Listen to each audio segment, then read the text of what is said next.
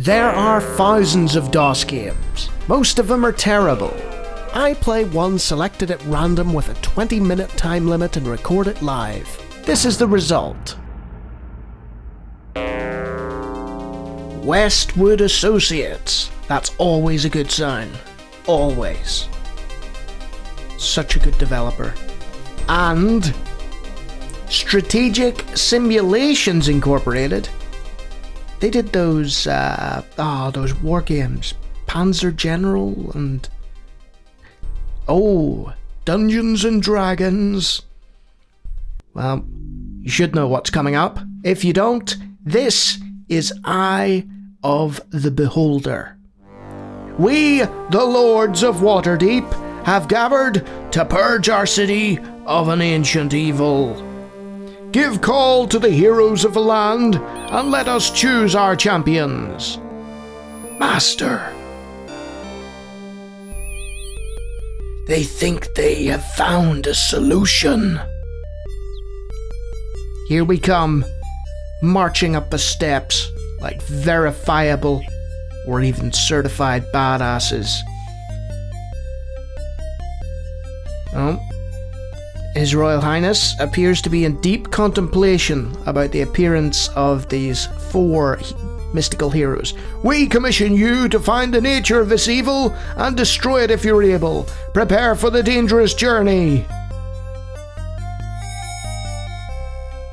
Well, somebody's got a spell, somebody's got a sword, and somebody's just gonna pray. Okay. Exit our heroes. It's a nice little introduction, you know? Nice little opening cinematic style. Begin your search below the city. Yep, I guess we better go below the city.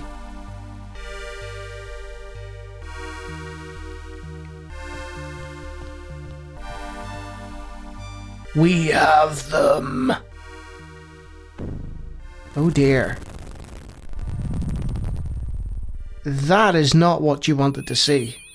Their fate is sealed. Eye of the Beholder.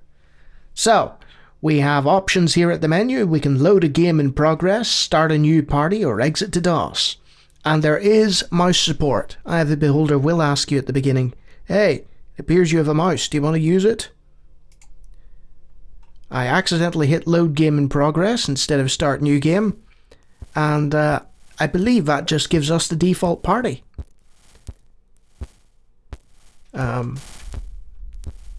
Right. I'm just having a look at the controls here. So, it's numpad to move around. You can also use the arrow keys. The mouse doesn't appear to move you. And there's going to be obvious comparisons drawn right away between this and Lands of Lore, because Lands of Lore was also by Westwood. It's in the same genre, doesn't have a D&D license. For those who don't know what a D&D license is, look up Dungeons and Dragons. And this is what's called a blobber these days. We used to just call them party-based RPGs, but now they're called blobbers. And you'll be like, James, what's a blobber? Well, a blobber is a party-based RPG. Shock horror. You, take those lockpicks. So I can see already the inventory screen looks very much like Lands of Lore. Told you there was going to be a lot of comparisons, you know. I've got a rock here. I'm going to pick that up. You can interact with your environment just like in Ultimate Underworld. There is somebody behind that door. So I'm just going to temporarily shift my microphone up, give myself space. What if I chuck the rock at that? Something scurries deeper into the floor drain. Right. So you can interact with stuff, like picking up bones and so on. And as I said before, it's very Ultimate Underworld.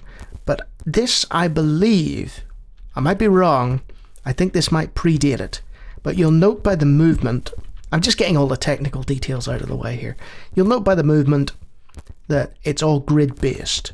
You're moving across squares and so on. Very reminiscent of the Wizardry and Might Magic series and so on. So I will interact with this, and that will open that. Now, I'm using my left hand. Oh, that looks like an enemy of some description. Now, do we click to fight them? Apparently not. Let's just wander over here. It's all in real time. Can't reach. Alright, so you right click on the item in order to attack. So we hit them for 8 there, and we've knocked them out. Alabar's taken a little bit of damage there, but it's a little bit different from the system they would adopt later with Lands of Lore. Alabar, I'm not sure that's yours. No, that's a dagger. I think Ariel threw a dagger for some reason. It wasn't very effective. We have another door, and it's a nice opening level. It's very similar to you know, any sort of blobbery dungeon sort of level, but it's showing you the basic kind of ways to interact with things. So we'll click on Cleric Holy Symbol. Right, first, second, third, fourth, fifth. She doesn't appear to have any spells. Well, what use are you if you have no spells? Are you just going to sit in the back and criticize everybody? Poor Alabar has taken damage here, you know? The one thing I do know about Eye of the Beholder is it doesn't have... This slimy, smelly drain pipe reveals nothing. It doesn't have an auto map. So you're very much consigned to figuring out the layout either with a pen and a bit of paper or just using your incredible memory. And since I have neither at the minute, this is going to be an interesting 20 minutes. And it is going to be 20 minutes, I think. Just from playing, you know, the opening seconds, I could tell that this is a sort of game that I would enjoy. There we are. Can you reach? Right, he can't reach. So I'm just going to focus on... oh, she's taking a few hits.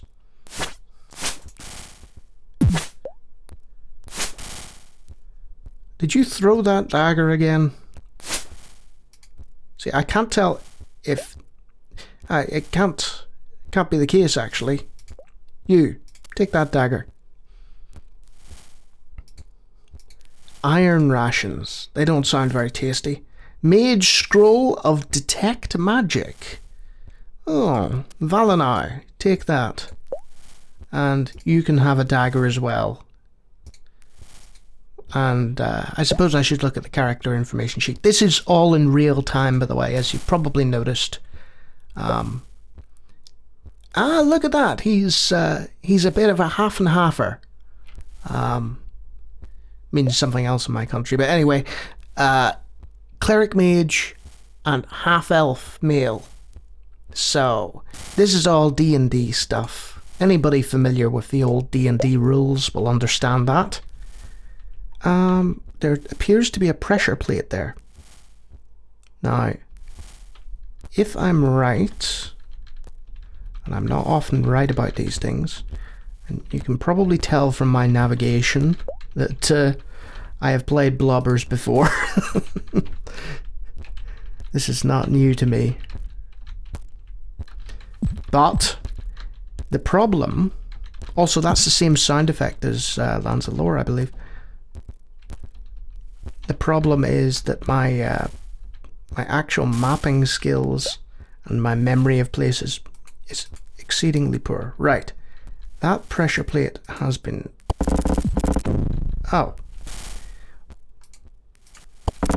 Well, it's a pressure plate that activates the door, I guess. And it's just, again, it's a demonstration. Oh, some rations. We'll take that. And you'll notice that there is a food meter. So once that goes down, presumably my party starves to death. So food is a thing. Oh. No, we want to go out here. I saw something on one of the walls, I believe. And usually that's worth looking at. Sort of environmental stuff. Must have been imagining things. I wasn't. It's just I can't find it. And you've got a handy compass there, sort of giving you a vague idea of where you're going. And presumably there will be a pile of things mapped out. Let's take whatever that is. Mist. Some sort of worm creature. Oh, lovely. It's like a leech. And as you can see, the combat grays out. Right now, the two parties here, the two members of the party over here are utterly useless because I don't have any spells for them, and I accidentally hit left click instead of right click. Valanav has gained a level of experience, and so is she, but you didn't do anything. You sat back and watched as these poor fighters took on the enemy. If we look, that's like a dagger, and that's a short sword. So she throws the dagger in her weak hand.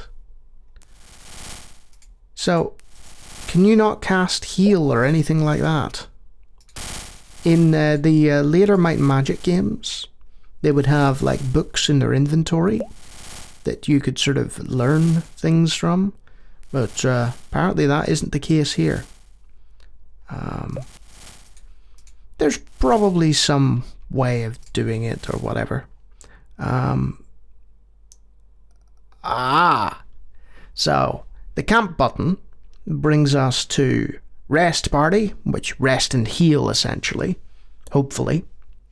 Memorize spells. Now, I think this is a very Dungeons and Dragons thing, because wizards and so on had to actually memorize. They couldn't just pluck them out of thin air. They had to have them in their mind. So let's just pray for spells. Select a character from your party who'd like to pray for spells. That one. Aha! 4 of 4 remaining. Cure light wounds. And alright, so because of her level, she gets to select different ones. Aid. Flame Blade. We might be able to see some magic here. Cause light wounds. 2 of 4 remaining. Alright, so you can select 4 of them. And then 3 from the second level spells. That makes sense. Exit. Memorize spells. 2 of 3 remaining. Magic Missile. Magic Missile! M's Acid Arrow. 0 of 0 remaining. Okay. What? Oh, 0 of 2 remaining. Right, okay. Okay. Your party needs to rest to gain spells. I guess we better camp. Will your healers heal the party? Sure, why not? That's a long time to rest. All characters are fully rested. I think they waited until they were healed. If that makes sense. So we just sat there in the sludge for like 24 hours. Resting. What has that done to our food? It's still pretty high. And this appears to be an empty room. Let's head that way. Oh. We could stick our hand in there, but does that really look like a place you want to stick your hand? I'm going to say no. There's something behind that door. The worm lacks the ability to open the door. No one is able to pry this door open. Well, I guess we'll go elsewhere. And we have definitely been here. So we're going round in circles. And that's one of the obvious downsides of the first Eye of the Beholder. I don't know what the sequels are like, but no auto map means we can get lost. We'll open that door. Oh, enemies. Right, you. Cast magic missile. Yeah! Beautiful. Now we'll just there we are. So we got to demonstrate magic after all. Fantastic. You demonstrate some more magic by casting Cure Light Wounds on Alabar. Hooray! That worked. And they've dropped some daggers, so Ariel can take them and chuck them at people. Ariel, quick! That was a terrible throw. You should be embarrassed in yourself. But yeah, the characters level up, and the whole idea is that you start off in a sort of small dungeon area. Presumably it's all underground. Start off in a small dungeon area, and with a relatively weak party of heroes, you know? You appear to have some degree of competency, because otherwise you wouldn't have been called heroes in the first place, you know? These great heroes, but sir, a stiff breeze could knock them over. These great heroes. And over time, you grow and you learn as a party how to sort of work together and best all these enemies by doing things like casting Magic Missile. Did nothing. Valanav casts Magic Missile. Okay. Well, we'll just take those rations. And you're developing quite the dagger collection here. And one of the cool things about this is the inventory's on the side there. It doesn't take up the whole screen. So she can just pick things up and put them in her inventory at the same time, rather than having to toggle. That's quite nice. You don't want to. So he's equipped rations in his dominant hand. Really, you should put your sword there and put your rations in your pack. I don't think the monsters would be very impressed if you chucked a bag of rations at them. You know, I know you're a powerful hero and everything, but yeah, that's not going to be very effective, is it? Yeah. It's one of those games where I'm like, is everything in place? And for the most part, everything is. And I think I've actually got most of this first level done. I don't know the size of it, and like I said, there's no map, so I can't tell. So I need to put something on that pressure plate in order to keep it that way. And I think I might need more than one. So let's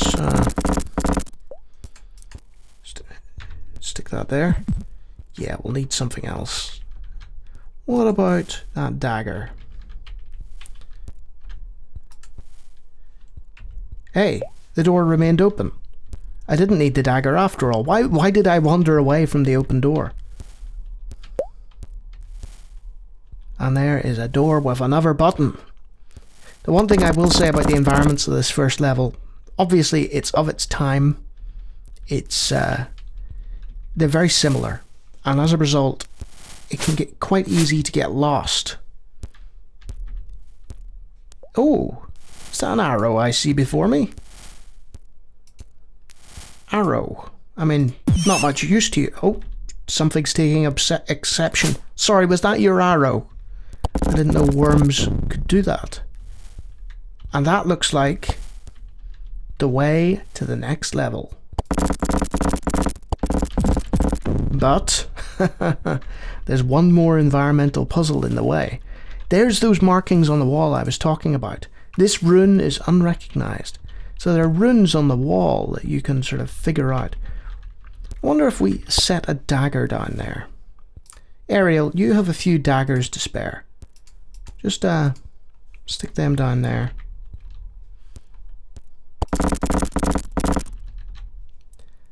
On the page with this symbol, find line 3, enter word 6. How about I just mash the keyboard? This is a form of copy protection. Going down. And you probably already heard, there's a key. It's almost like I can't stop playing this. Silver key. You take that, Alabar.